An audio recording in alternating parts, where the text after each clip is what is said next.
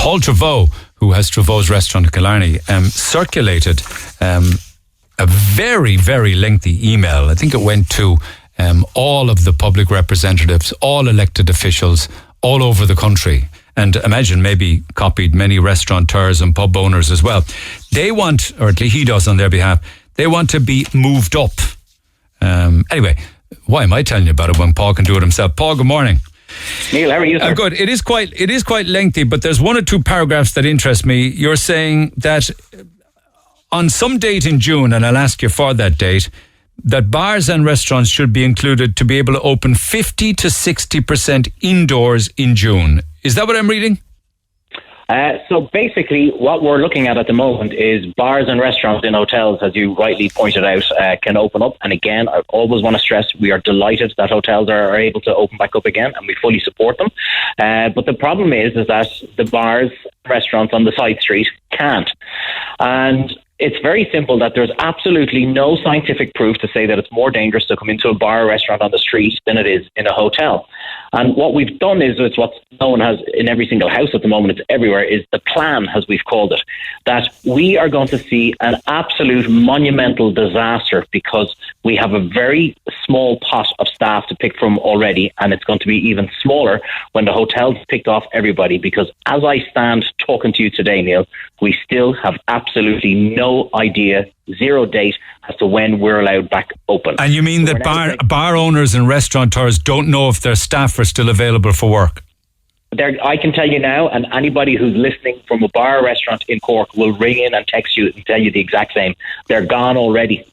So I have had so many restaurateurs all around the country to say they have lost 4 staff, 6 staff, because, and all you have to do is just think about this. If I'm a chef or a waiter or a kitchen porter in a bar or a restaurant, and I'm on the PUP, and I've got my mortgage payments, I've my family to take care of, and I have no idea when I'm going to go to work, and I see a job being advertised in a hotel to get me back to work on a full salary, well, we don't need to be a genius to figure out what's going to happen. They are gone. Did I hear, and this is probably applicable to your industry, that a lot of people who are on the PUP that were working here in hospitality have gone back to their own countries to work and are still drawing the Irish pandemic payment?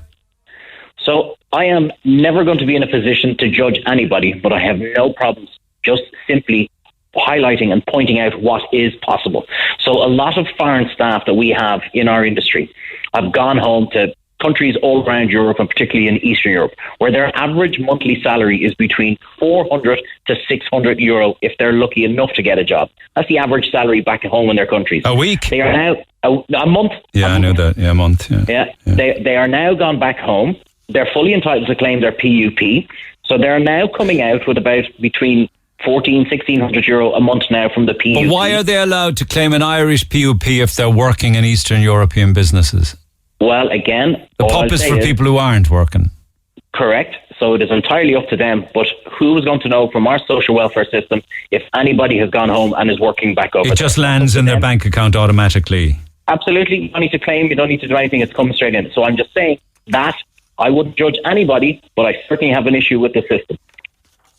Yeah, I think people would be annoyed to hear that, though, because we're in the hole for big money already, and that's not helping. Neil, I can tell you now, we're in a more serious situation than anybody realises. It is very easy to trade when you are closed. That's why a lot of bars and restaurateurs are not realising just the situation they're going to be in when we are back open. And we're saying now that a start date is no longer good enough because the government, whether they did it on purpose or not, they have divided our hospitality sector. Because of their actions, we must simply open the same date as all hotels to give us a level playing field and to give us some chance of survival. And you think of anywhere in rural Ireland, particularly in tourist destinations, we have 3 months to make our money to go through the winter. We've done nothing for the last 9 months. We haven't traded for the last 9 months. So we've nothing in our account. But surely, but I know people say this all of the time, that there's no evidence to say that COVID is any difference indoor or outdoor, but it must be more difficult to protect people indoors by virtue of the fact that they're indoors and they don't have the fresh air and the open air. Surely. Surely you think, but again, Leo Varadkar has stated in the Shannon that they have no proof to say that. And we have our ventilation. We have everything there. And that's why I'm saying for the 4 weeks of June, that because there's rumours of the 5th of July. But we have absolutely no date. And as I said, the 5th of July is no longer an issue. We simply must open on the 2nd of June with the other hotels. And I'm saying that we're going to do it at 50 to 60% capacity so that we're doing it safe. And this is not a free-for-all. I can't stress this enough. It's not a free-for-all for every business owner to open up on June the 2nd and pack the premises. We have an obligation to do so safely, as we've always done. And the public have an obligation and personal responsibility that if they walk into a bar or restaurant or coffee shop and see it packed, turn around and walk out. We're saying this can be done safely. We have the added advantage of last Christmas that we now have over half our population with nearly 2 million shots, and the HSE who are doing a brilliant job at vaccinating almost 250,000 a week. Yeah, I know that, but like, it's all very well to say if you come up to the door and it's jammed, don't go in. But what if you're in there when it's quieter and it gets busier and busier and you're half langers? You're not going to leave. In fact, you're going to be mad keen to get up close and personal with your friends again. Yeah, so we're basically just saying that it's up to every single business owner to make sure that this doesn't happen. And and we saw it before, most people do everything by the book. You're always going to have the odd one or two. But Neil, if we're going to be honest, we got to say this stuff is going on anyway in different places. It's just, if we dilute the crowd, we all remember last summer seeing one pub packed indoors and outdoors, and the pub beside it closed because they didn't have the €9 chicken nugget. Oh, I know. And look, I've seen the videos again from Cork at the weekend, Oliver Plunkett Street Grand Parade. It was very busy. I mean, there was just droves and droves of people. I suppose the only upside to it is maybe they were outdoors. But and when you say 50 to 60% indoors from the 2nd of June, is this going to happen? Have you been in touch with others who have restaurants and pubs, and you're encouraging to do it, or what? Absolutely, because the reality is that all these businesses are dying to get back open because they know if we're not open from the 2nd of June, 60 to 80% of these businesses are gone come next winter. Because we don't have the last 9 months of trade, and coming off the back of a horrendous year last year as well, obviously, all cash reserves are depleted. They're gone. All businesses are under so much pressure.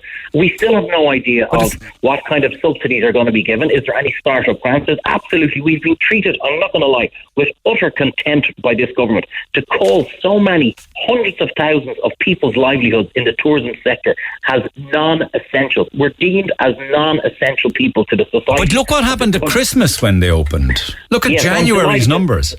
Delighted you said that, Neil, because the reality is that it's already now proven that it was nothing to do with bars and restaurants, that the spike had occurred back previously in November when every single pub and restaurant was closed in the country. They now know that 99% of every single case that has come out is the UK variant. And as talented as chefs are, none of us know the secret recipe to that. No, but like a UK variant gets into the country, somebody has it, and they were socialising then within pubs and restaurants, and they spread the UK variant. You know that's how it happened. Yeah, we were open for 2 weeks. Every pub was closed. There's nothing, and I'm not even a pub, but there is nobody in the country who can say that it's the pub's fault. They have been closed for 14 months. It is certainly not the pub's fault for the spreading of this. One restaurateur told me, she said it was an absolute nightmare because she was constantly going amongst tables telling people to behave and sit down. Yeah, look, I mean, that's why I'm saying that we're not 4, we're not 6 years of age. People have to act responsibly.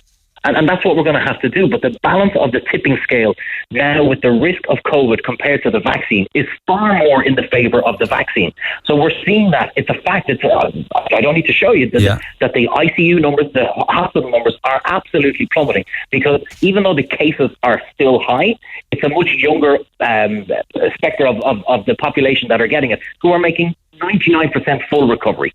So, I mean, but the difference of those 4 weeks of staying closed, so not zero risk, of course there's always a risk, but there's a risk getting up and getting into your car, driving to work every day. But those 4 weeks are the difference of all our businesses being shut. Yeah, it's all of June and half of July. So you're saying in 2 weeks' time, to save the livelihoods of tens of thousands of hardworking individuals and families and hospitality businesses, you are going to open, or you want to open? I mean, are you getting any support?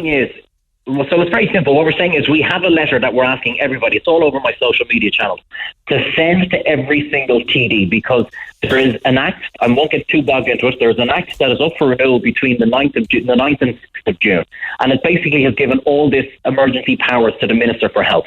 So we are asking every single person in a bar, restaurant, and even that, listen to this, that the media are affected, because you and I both know radio stations, newspapers and TV stations all across this country, the only form of advertising revenue they're getting in right now is the COVID budget, which is about to dry up in the next 2 or 3 months. So there's no advertising revenue coming in. Even radio stations are on their knees financially in 2 or 3 months' time.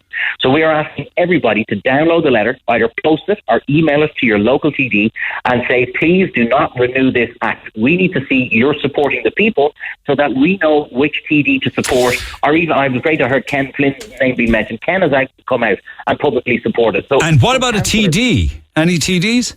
We have not just one TD, we have a lot of TDs, and it's not even the TDs that we have, it's the power that these guys are bringing. We have ex and former Minister for Justice Charlie Flanagan. We have Jim O'Callaghan, who's after coming out and endorsed it. We have the two Healy-Rae brothers.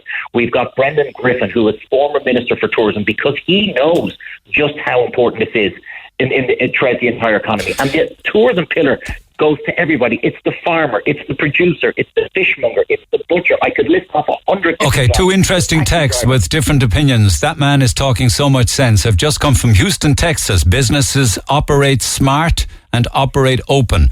More space, no gatherings, no queues. Everyone knows at this stage what to do, and if you're not happy with the crowd inside, go somewhere else. Stuck in a hotel here in Dublin, by the way, 23 hours inside a room, 7 days quarantine to go. So that's one. Here's another one of interest. Just listening to Paul from Treyvauds, while I do have sympathy for his situation, it makes me so angry. We have a wet pub, traditional pub, and have only been open for 2 weeks in the last 14 months. The restaurants had a lot more time trading than we ever had. Where was their outrage in splitting the hospitality sector last year when the government again opened up the restaurants and kept the traditional pubs closed at Christmas? It was every man for themselves then. None of them worried about the length of time we had been closed for. The point being, it's all very well for you to talk, but you weren't talking on behalf of the traditional pubs when they remained shut. Look, of course that's a very valid point, but I'm talking on behalf of them now. I'm talking on, I'm trying to represent every single sector. Okay. I'm trying to unite everybody in hospitality under the one branch, because together we are stronger, as I said, and that's so important. That exactly, I'm delighted that person is after texting in, because the wet pubs were absolutely wronged. That nobody stood up. Nobody has apologised. They've now come out and said, look, that €9 meal actually wasn't the difference between getting COVID or not. There won't be any €9 meal. There won't be any time limits anymore. Yeah, but here's a major issue, Neil, that people need to realise. So they've made an absolute ass of releasing the guidelines for hotels. They've confused themselves with what they've done. But they've now come out with a 2-hour guideline. So people are trying their best to support Irish and support the local economy. They've now come out with a 2-hour guideline. You're a resident. You've paid 5 nights to stay in a hotel, whether it be Cork, Kerry, Donegal or Mayo. The guideline now states that you can come down for half an hour beforehand. You can go in for your meal, it must be a substantial meal, and go in there for an hour and a half. Do you know where you have to go after those 2 hours? No. Back to your room. So that's what they are saying. So who in their right mind... Didn't know that. No, yes. You see, this is the problem. So it's absolutely ridiculous what they've come out with. And we throw in the added pressure now that Portugal announced on Monday. It's only a matter of time that Greece are going to come out, that Croatia will come out, that Spain will come out and say, open all tourists with open arms into our country for tourism. Now, Johnny and Mary, who are sitting at home, can't wait to support Ireland, and they're turning around saying, we have to book our holiday in the next 2 weeks. We still don't know if I can go for a pint or a steak inside in any restaurant. Do you know what? I'd love to support Irish, but let's go to Spain. But we do know that you can go to a restaurant or a pub in Ireland on the 7th of June outdoors. Yeah, but like, to realise what you've just said there, Neil, outdoors in Ireland, you might as well go skiing in the Sahara Desert. It's not going to happen. I'm looking outside my window today, and it has been sunshine, rain, and we even had a shower of hailstones, all in the space of the last 3 or 4 hours. I said it back in January because they were giving this outdoor narrative. The outdoor narrative of dining in Ireland is just absolutely beyond insane. And how they rolled with it is beyond me as well. Okay. So it's do or die for June then?